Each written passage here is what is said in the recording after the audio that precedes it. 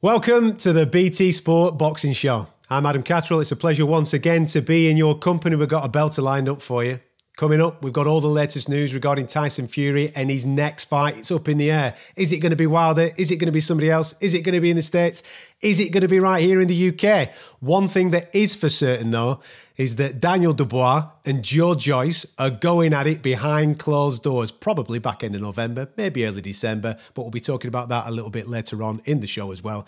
And we'll be crossing over to the States to get all the latest news from Dan Rafael. And of course, we'll be speaking about that epic fight this weekend between Ivan Baranchyk and Jose Zepeda. Probably going to go down in your favourite fight of this year. Joining me, as ever, the man that has been affectionately known by some of his fighters as Rain Man. It is the one and only Mr. Ben Davison. How are you, sir? You well?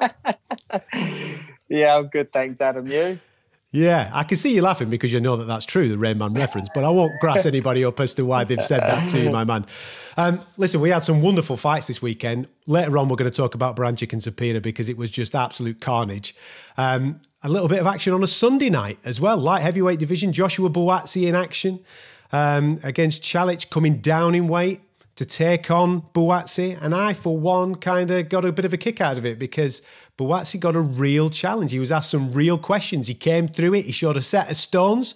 Does it change your opinion about him and maybe a fight with Anthony Yarde later down the line? It doesn't change my opinion. I mean, to be honest with you, last week and the week before, I was saying to people that I think it's a really good fight. And some people sort of laughed as if to say, no, you know, I think that Buatsi almost walks it. But for me, I certainly don't think that. There's lots of questions that I think each fighter could ask of the other one. There were some questions asked of Buatsi last night, as you mentioned.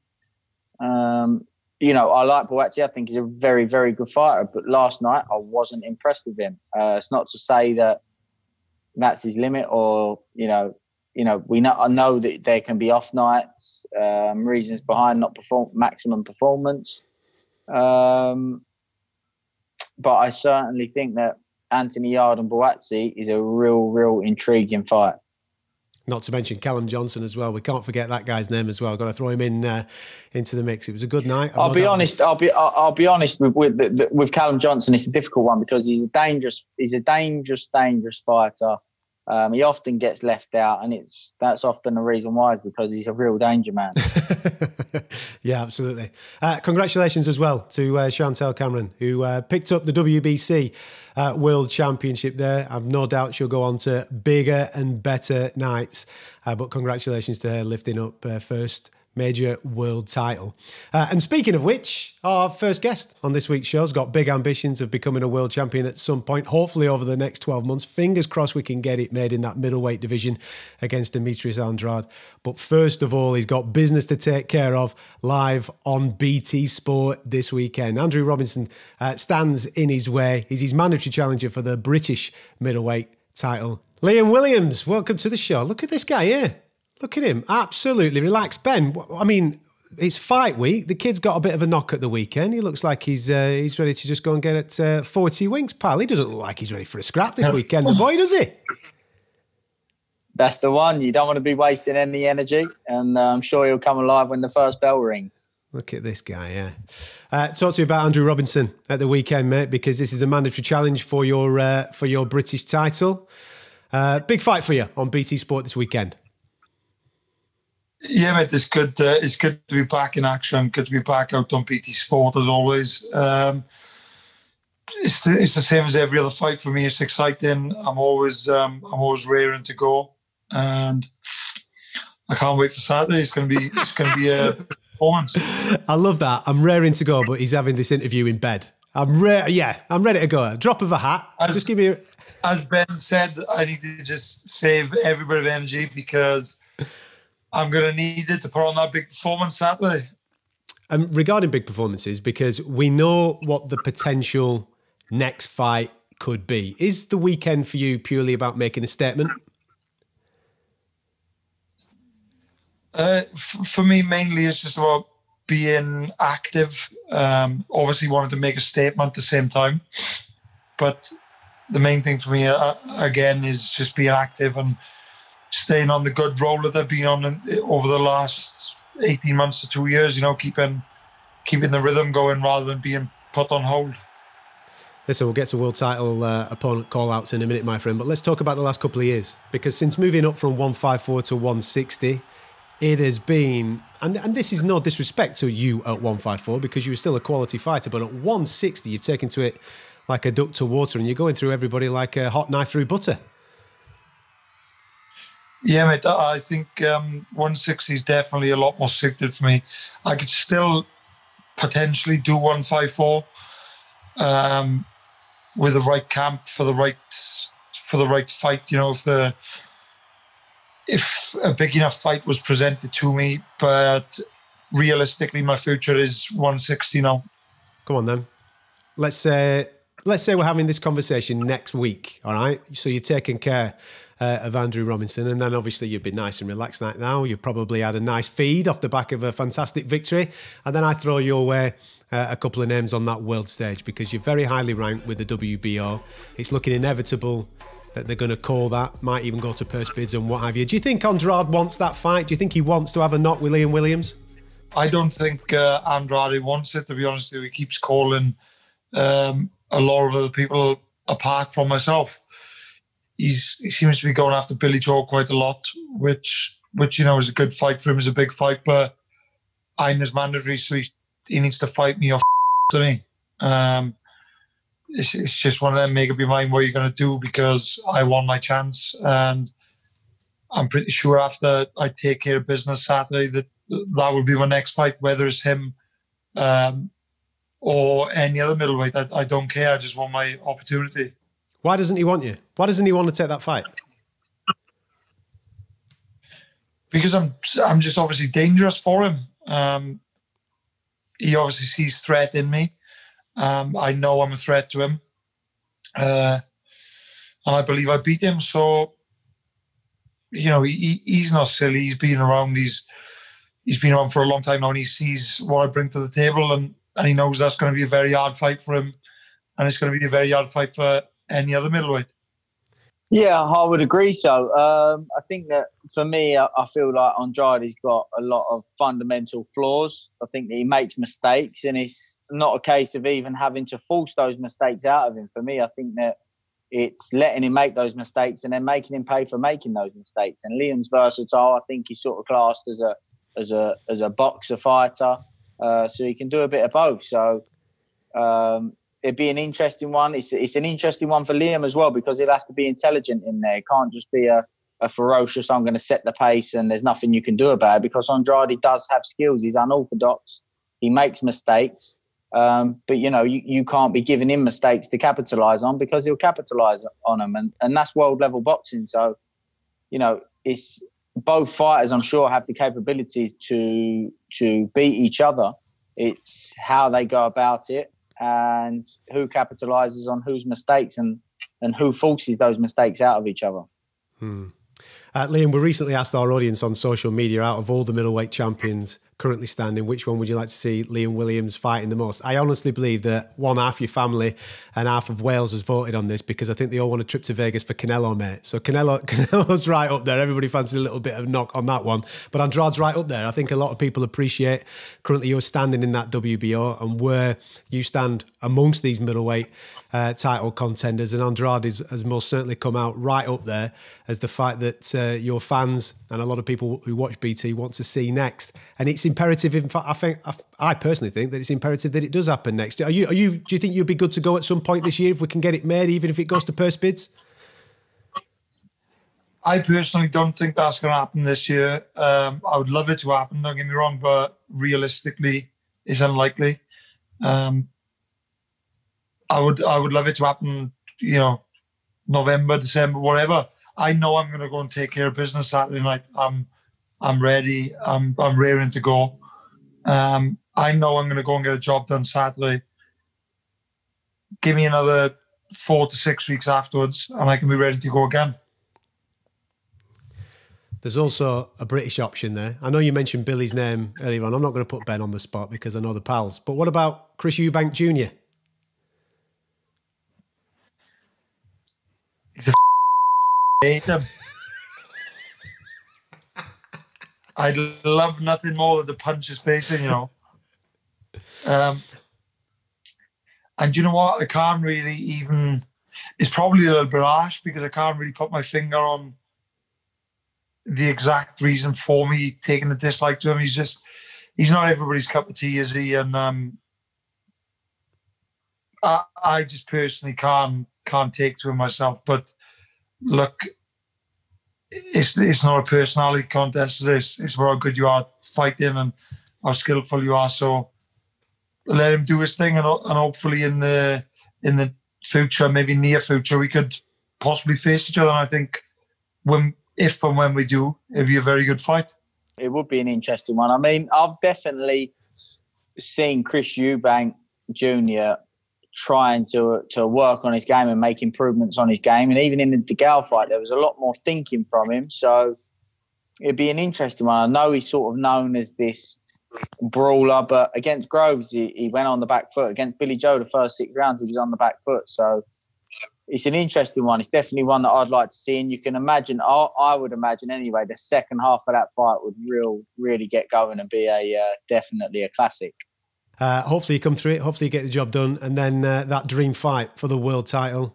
Hopefully it's Andrade or any of the others we get to see in the not too distant future. Listen, I'll let you get some sleep now, mate. You look like you're ready to go. In fact, I'm sending Dom round with your guitar. Is that all right? Is he all right to just nip in and just keep a few tunes going? You know what? Dom is actually due to come round anyway to bring me my food. Is it? So we might as well bring the guitar with him. Yeah, that's it. We'll get him. We'll send him round, mate. You know what I mean? You could maybe he can do the ring walk. Maybe he can serenade you on the way in. Oh, I know. We'll have to have a think about that. Top man. Liam, go well this week. Enjoy it, mate. And we're looking forward to seeing you do your thing at the weekend. Take care. Take care, lads. Ta. Liam Williams there, who takes on Andrew Robinson this weekend, defending his British middleweight championship. Just a quick one, Ben, before we move on to the biggest story of last week. Also on the card this weekend, Dennis Mccann. A lot of people absolutely buzzing after where Dennis has started his professional career. I know he's only 19, but what do you make of him? Yeah, I think he's got bundles of potential. I like his character. He come down my gym the other week sparring. You know, I think he's hungry, he works hard, trains hard, you know, hungry to learn as well. So I think he's got all the tools necessary to really keep pushing him upon the levels. And then, you know, once he gets to a certain level, there'll be more questions asked of him, and it'll be interesting to see how he answers those, that's for sure. Looking forward to seeing him in action this weekend. It's going to be a cracking card on BT Sport. Make sure you come and join us for it. Now, at the end of November, maybe the start of December, just waiting for a confirmation on the date, whether it's the 28th or the 5th, we are going to see, behind closed doors, Daniel Dubois versus Joe Joyce. I know it's been made 3 times already this year, and it has fallen off on 3 occasions, but it's not going to happen this time around, God willing, because we're not reliant on fans coming through the door. The biggest fight for British heavyweights, outside, of course, the big world title challenges, is on. And Frank Warren caught up with BT Sports' Rob Armstrong a little earlier on this week to talk about it. Well, having postponed it a couple of times, we were going on the 24th of October with, I think they were going to allow us to set up in the O2 for around just under 5,000 people. So that's what we was going to do. And as you just said, everything got changed. And so we are where we are now. So some more, there was some more thinking, some more conversations. And anyway, we got it over the line. Not to everybody's satisfaction. All of us are unhappy how it is, but you've got to deal with the position you're in. And that's what we've done. To an extent, I suppose it's important for boxing as well that these big fights happen, because so often in the sport, as you well know, as we all know, so often things get in the way of these big fights. And this is obviously a particularly big extenuating circumstance. But just to get these things happening is so important to keep the sport rumbling, isn't it? Of course it is. We've got to keep the big fights on. It's important, there's a lot of facets to it that make it important. The fact that obviously we want to, as I keep saying, keep the sport relevant, deliver some great fights, and more importantly, keep the guys busy. They need to fight and they need challenges. Daniel wasn't too happy with the opponent for his last fight, who he blasted out, as we all know. Nor were we, to be quite honest, but it was what it was. But so we've made some decisions, and that's what we're going with. Every so often, Ben, I just go pure fan mode. Yeah, I know I'm supposed to be analytical and I know that we're supposed to be making a TV programme, but come on. Sweet baby, Jesus and the orphans, we are getting it. Dubois versus Joyce. Every single fan watching this right now should be absolutely buzzing because it's a fight that we've all been clambering for the best part of 12 months and we're finally getting it. And the ramifications are actually quite big as well because we don't know what's going to happen with the WBO situation with Anthony Joshua. Is he going to keep that belt? Is he going to vacate that belt? Is he going to defend it against Usyk? If it does become vacant, then Usyk's number one. Number two currently is Daniel Dubois. But if Joe Joyce can beat him, he'll surely leapfrog him and set himself up a shot at a world title at some point next year. Yeah, I mean, it is a mouth-watering clash. And as you say, sometimes, it's my job to be technical and analytical, but sometimes I just like to sit back and enjoy it. And this is certainly going to be one of them. So I'm pleased to be a fan for this one. Well, you can't be a fan right now, mate, because we're going to do a technical and analytical piece because that's what I've got in the script next. Is that all right? Can we go through it? Because there'll be lots of people watching this. On the night, don't ask me any questions. Exactly. We just want to sit back and enjoy it, mate. But right now, we need to get stuck into it because there'll be loads of fans with different opinions of how they believe this fight is going to play out. Lots of rhetoric about Daniel Dubois. He's a young guy. He's raw. He's coming through. But a lot of people believe that once the dust settles in a few years' time, once people like Tyson Fury have maybe hung it up, this will be the guy that we're all talking about as the main man in the heavyweight division. In your opinion, Ben, what does he do well? He's obviously a real physical presence, That physicality is able to dictate right away from the get-go. And in the Gorman fight, as you see in here, he dictated from the get-go, made his physical presence known, and it was too much for Gorman to handle. A fantastic jab, fundamentally sound. He's a real threat. He's a real physical presence. Emotionally seems extremely mature emotionally. Just focused on his job at hand. And it proved to be a real tough one for Gorman, who is a very good fighter. Yeah, he is. Listen, I've been blessed to speak to Daniel on several occasions, and every single time I speak to him, I come away thinking he's a sick man. He kind of likes inflicting pain, and I'm sure the elite level fighters, we spoke to Josh on last week's show, didn't we? Josh Taylor, that is. He's got that switch. Once it goes, there's a sickness about inflicting pain. Dubois has most certainly got it, and he kind of likes sometimes to get involved in a bit of a tear-up, as we see with the Richard Lartey fight. Yeah, I mean, again, with the Gorman fight, it was interesting because he was smart about his approach. He took his time and was in charge of when the exchanges happened. But in the Lartey fight, emotions overruled, got into exchanges maybe at the wrong times, and with someone that was willing to fire back. And that's something we know. Joe Joyce will be willing to fire back. Those are the questions that people are interested in seeing being answered. How will he cope when someone's firing back here? He lost his shape. If that's Joe Joyce exchanging back, it could end up a different scenario. Is that what Joe's got to do then for you? Has he got to drag him in to that type of fight? For me, Joe's got to be the one that at some point sets the pace in the fight, makes Dubois fight at a pace that he's uncomfortable at. Joe Joyce is known for his phenomenal engine. But if you try to set a pace too early and you're involved in too many exchanges and you're letting too many shots go, you will be there to be hit. And in the Jennings fight, albeit a body shot, we saw him get hit early on. Now, if that's Dubois and that's a chin shot early on, that it can be all over because he's phenomenally heavy-handed. We know Joe's heavy-handed, so he's got to be smart about how he sets the pace, how he dictates the pace and when he dictates the pace. I think if he comes out looking for exchanges too early, it's a real risky one. But I think if he can maintain and be in the fight over the first few rounds and then start to try and set a pace that Dubois is uncomfortable with, he can ask those questions that people are looking to be answered of Dubois.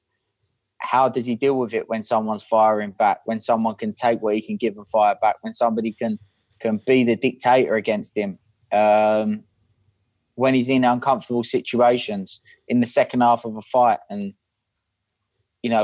he's not having it all his own way. These are the questions that people want to see asked. And the same with Joe, you know, like I said, he's known to be a phenomenal athlete, a monster, set a ridiculous pace. But can he do that when someone's heavy-handed in front of him? We know he's got a phenomenal chin. Mm-hmm. How good is his chin? So there's so many questions that we're looking to be answered. And the intriguing thing is all the questions that are over each fighter, these are the styles to ask those questions. And that's why it's just a mouth-watering clash. Superb analysis as ever, Ben. You've got me even more excited now, mate, about that fight. Just looking forward to, obviously, the date being finalised. November 28th, December the 5th. That's what we're working with. Keep your eyes on the BT Sport socials, as I'm sure we will be dropping that information in the not-too-distant future. Now, at the weekend, there was a sensational fight that took place in America. Ivan Baranchyk, Jose Zepeda went at it and gave us 5 rounds of absolute mayhem. One man that I know absolutely loved this, because I'm following him on social media and he has me in hysterics sometimes throughout the course of a fight, is the one and only Mr. Dan Rafael. And he's joining us right now from America. How are you, Dan? Great to see you, mate. Adam, great to see you. Great to see you also, Ben. Happy to be on with you guys. I appreciate it. Listen, we've got to get stuck into this fight, man, because everybody's got their favourite fights from down the years. And I'm sure if you are, I don't know, maybe a new boxing fan and you've just started getting into the sport, that will 100% go straight to the top of someone's list. 5 rounds of carnage, 8 knockdowns. Baranchyk and Zepeda most certainly lived up to the billing, didn't it? Oh, they more than lived up to the billing. You know, I kind of feel like a dope because I've watched a lot of Jose Zepeda fights in the past. My feeling was it might not be a great fight because Zepeda doesn't usually make great fights. That's one of the reasons he's been so successful. He doesn't get himself dragged into wars. He's more of a boxer. And I don't think, even if you were a huge fan of the fight, no matter what you thought, I don't think anybody would have thought it's going to produce, 8 knockdowns in the round, and both guys would be on the deck 4 times apiece. Usually in a one-sided, you know, if there's a lot of knockdowns, it's kind of one-sided where maybe one guy gets dropped, but the other guy is the one that gets dropped, you know, several times before he gets stopped. This was just every time one guy went down, you thought, okay, the fight's over, and then the other guy would pop up and knock the other guy down. So it was beyond the expectations. Obviously, unless something absolutely ridiculous occurs in the next few months, it will be the fight of the year. It's got a chance for that 5th round where they were both down before the fight ended to be the round of the year. And the knockout was certainly of that one, and maybe the fight that was in Britain not that long ago between Povetkin and Dillian White, where Povetkin scored, you know, a tremendous one-punch knockout against White. But just a hellacious, unforgettable battle on Saturday night. Ben, just a quick one on being on the losing side of a fight like that and being knocked out horrifically in the way that Ivan Baranchyk was. A little part of him will be left in the ring after a fight like that. It's very difficult to recoup and come back 100% after such a fight of such magnitude. Yeah, and that's often the case. And to be honest with you, it's not just losing. Fighters that win those kind of fights and suffer knockdowns like that, and even when it's not knockouts, you know, you go through there's only so many times you can go to the well, as they say. And each time you have to go to the well, you know, a little bit of you remains in that ring, you know, and it's a brutal yet beautiful sport. And while we enjoyed the 5 rounds, you know, just thankful that both fighters come out okay. But yes, certainly when a fight is of that intensity and a fight like that, 100%, potentially even both fighters leave a little piece of themselves in the ring. No, absolutely. Dan, let's get some news from other fights that are going on, because we saw recently that the fight on October 24th between Gervonta Davis and Leo Santa Cruz has been pushed back a week to Halloween, October 31st. And that's because they're moving it to Texas to allow fans into the arena, which obviously widens our eyes and pricks our ears up, because we've been told in the past by Bob Arum that the possibility of Deontay Wilder, Tyson Fury Part 3 won't happen unless we can get fans into the arena. Is this a good sign? And is that the sign of things to come over in the States? Because it's very different than it is here in England, where we're not allowed anybody in just yet.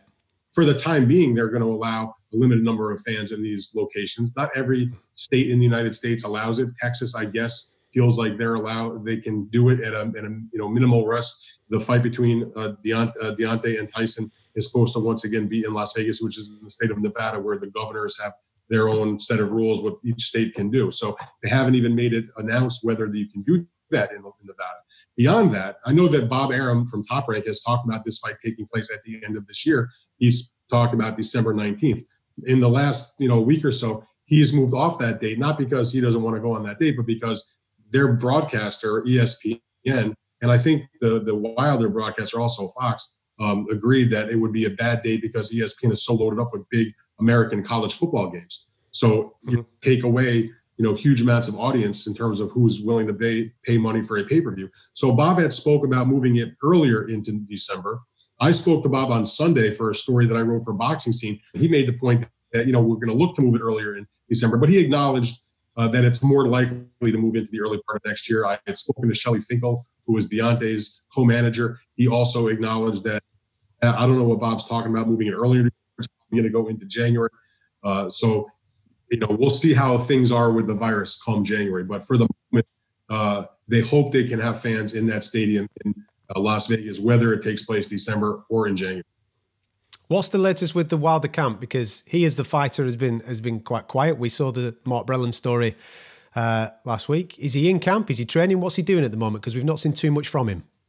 Well, Wilder's been very quiet. I mean, I guess he's just paying attention to, his training and trying to be prepared for whatever may come. I don't think you could say he's necessarily in a full blast camp because the fight, even if it was going to take place, at that time in December, it would be a little bit too early to be into a full training camp at this point. I'm sure because Deontay's been the kind of athlete that's kept in condition. He's probably doing some kind of workouts. But the big story, as you mentioned, is the fact that the corner has seen a big change. And so here you have Deontay Wilder very upset after the rematch that Mark Breland threw, even though Mark Breland, in my estimation, saved him possibly from serious injury. He kind of said he might do it. He wasn't sure what he wanted to do in the immediate aftermath of the fight. Then a few days later, he said, keep Breland in the corner. And as I wrote in the story for Boxing Scene that broke that story a few days ago, indeed, he decided to make a change and parted ways with Mark Breland. That was according to Shelley Finkel. And so they're not going to go out, and it's going to be a little different than what Fury did, where he went and decided to go align himself with Sugar Hill Stewart. In this case, what they're doing is basically, going to realign the guys who are already there. And so he's been his co-trainer for his entire career, pro and amateur, is going to stay in his position. And you'll see the former heavyweight contender Malik Scott, who was close to Deontay, who's been in the camp, is going to take on a role in that training camp and in that corner. And so they'll go in with the camp with Jay and Malik and then go on from there.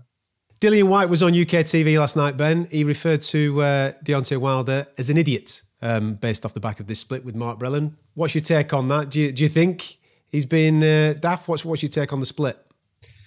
I don't know why Dillian Whyte's called him an idiot. I'm sure Dillian Whyte doesn't know his reasoning behind why he chose to part ways with Breland. So, it's you can't come to an assumption like that. I think that's just Dillian Whyte doing what Dillian Whyte sometimes does. Surprised a little bit, yeah. But we don't know the full story behind it, We know that there was a bit of conflict about the towel going in, but, there could be a lot more to it. I know that people gave Jay Diaz a bit of stick, but as Dan just said, he's been with Wilder since Wilder's first day in the gym. He's a smart man. He's got a good eye for boxing, and he's definitely a good asset. And as I say, he's been with Wilder from day one. I'm sure Breland was a good asset as well, but if Wilder feels like that's the right decision for him, then that may be the case. Who are we to judge? And we don't know the situation. I'm not saying it's the case, but was Breland asking him to get rid of other members in his team? Which, and then maybe he didn't want to. You don't know, Was it a money thing? You don't know. So everybody comes up with these assumptions, but really they don't know the truth. And I suppose you can only respect that they're all not really jumping out to speak about it. It's a personal matter, and it's better to keep the dirty laundry away. You will have heard Tyson on British radio last week talking about wanting to fight again before the end of the year, regardless of it being Deontay Wilder. What did you make of that? I'm sure he wants to get out and fight again, but I certainly think he needs to keep his mind on the Deontay Wilder thing. I know that people are thinking that it's going to be a rollover for Tyson, which potentially it could be, but don't be surprised if Deontay Wilder comes out and says, right, you know, if Wilder's realistic with himself and says, look, I can't outbox this man and he's probably got a better engine than me. If I come out and say, look, it's 3 or 4 rounds, it's going to be me or you. He's a dangerous man. If he comes out with a high punch output, he is a dangerous man. And that dangerous man demands respect. So I think just keep focused on, keep working on your craft. Don't be in a rush. I mean, who's he going to box? Where's the money going to be generated for someone like Tyson who's on the money that he's on? It's just, I don't see it being possibly happening. And I just think if it can't happen, just remain focused on how to go about different situations and scenarios for that Wilder fight, in my opinion. Absolutely. Dan, thank you so much for your time and joining us and keeping us up to date with everything that's going on in the States. Fingers crossed, once this pandemic is gone, we can all be ringside once again together, my friend. Take care. Thank you very much, Adam. I appreciate it, Ben. Good talking to you. And you, Dan. Good to see you. One of my favourite boxing writers from the States, Dan Rafael, there joining us on the show. Thank you very much to him, and thank you very much to you, Mr. Davison. Guess what we're doing next week, mate? Of course, we'll be reviewing Liam Williams' wonderful performance at the weekend, and maybe a bit of Dennis McCann. We'll be talking about Gorman and Latte, which is all going down on BT Sport. But next week's show, we're previewing the biggest fight of the year, bar none. Lomachenko-Lopez. I know what you're going to do. You're going to get your pens out. You're going to get yourself a nice fancy screen. You're going to start talking about the footwork. You're going to start talking about the hand speed. You're going to start talking about the tells. It's a proper analytical breakdown next week, mate. So you better bring your A game, okay? Yeah, I'm looking forward to it. Should be a cracker. Listen, it's going to be a monster fight. You're not going to want to miss our BT Sport boxing show next week. So make sure you hit subscribe on YouTube so therefore you never miss out on any of our boxing content. We'll catch you next time.